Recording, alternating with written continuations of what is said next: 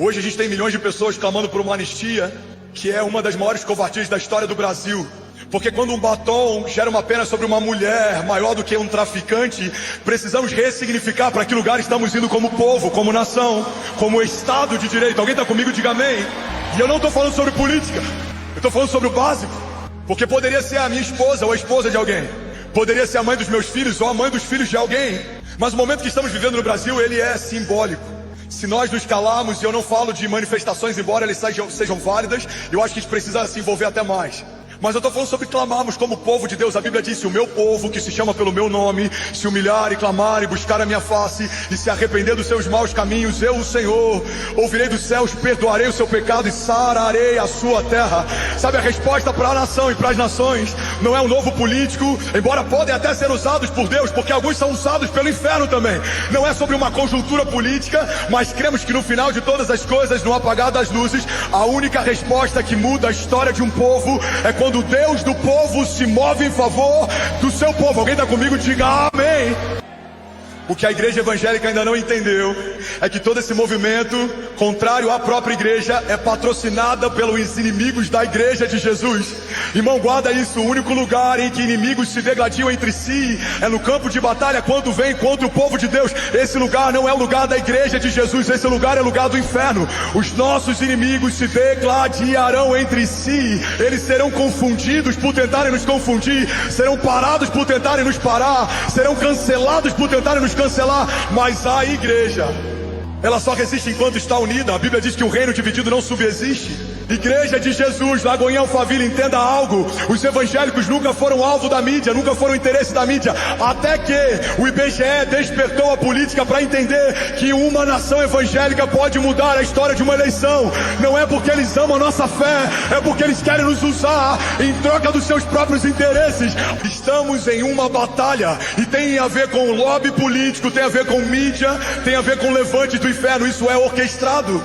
Eu não sei se você percebeu, mas até metade de dezembro do ano passado não havia praticamente um corte contra o seu pastor. Mas desde a primeira semana de janeiro, depois do Vira Brasil, depois que ficou escancarado na nação o que algumas mídias têm para oferecer, o que a igreja de Jesus tem para derramar, começa então uma perseguição. Ela não é de forma orgânica, ela não é voluntária, não, ela é orquestrada, ela é patrocinada, tem gente por trás, tem estratégia envolvida. E eu queria te falar algo: todas as vezes, biblicamente, que algo se levanta para paralisar o mover de Deus, o mover de Deus se fortalece ainda mais.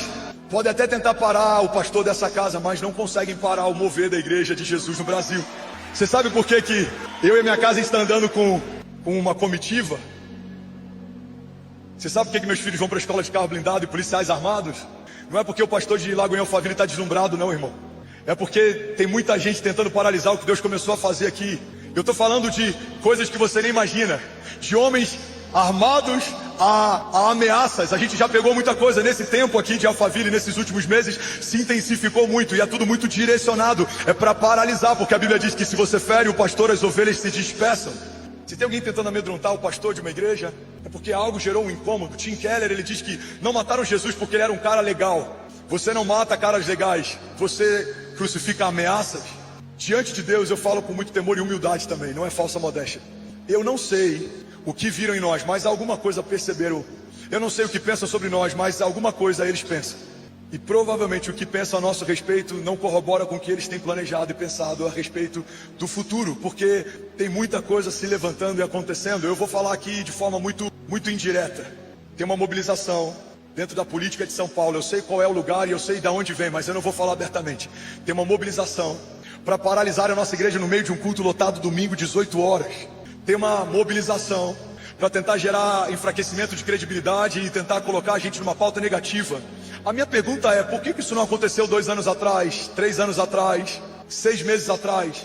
Mas em algum momento na história uma igreja ousou sonhar talvez mais alto do que o establishment gostaria que uma igreja sonhasse, e isso gerou incômodo. Uma voz falou no alto escalão da política brasileira: não vai acontecer esse evento no estádio, mandem avisar. Mas uma voz no trono falou: já aconteceu e tenho dito. E é por isso que tem muita gente contrariada, porque leis foram alteradas, portas se abriram, mas aconteceu aquilo que Deus disse que aconteceria.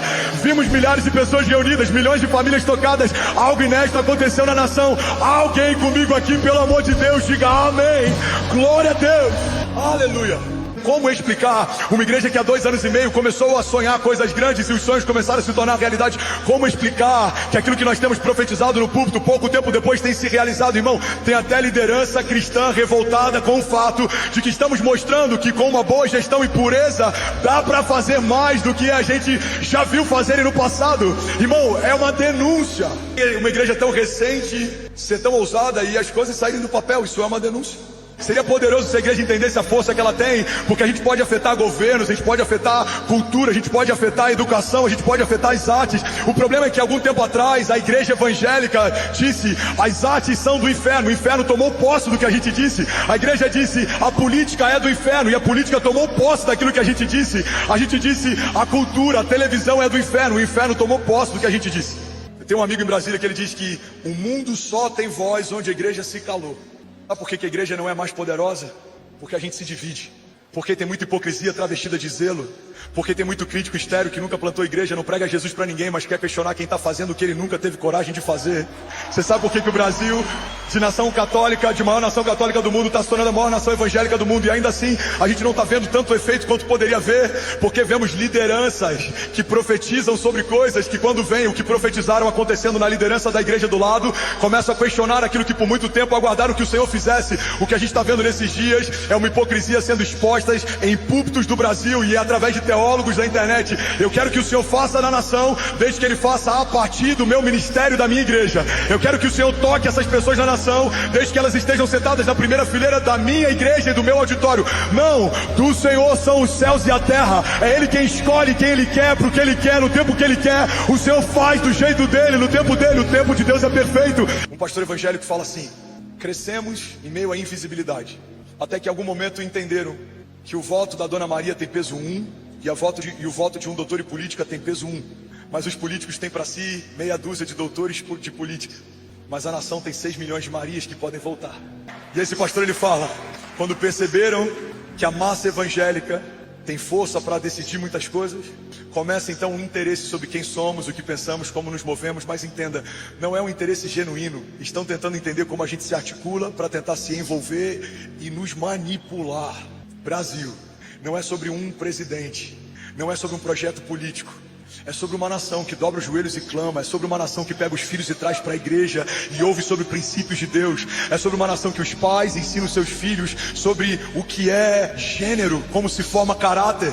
Porque se a gente esperar que a escola ensine para os nossos filhos sobre sexo, não dá para a gente reclamar se eles forem ativados de forma antecipada a respeito de sexualidade. Existe uma cartilha para gerar neles confusão. Existe um projeto para gerar neles confusão. Mas quem tira a confusão da criança é a criação do próprio pai.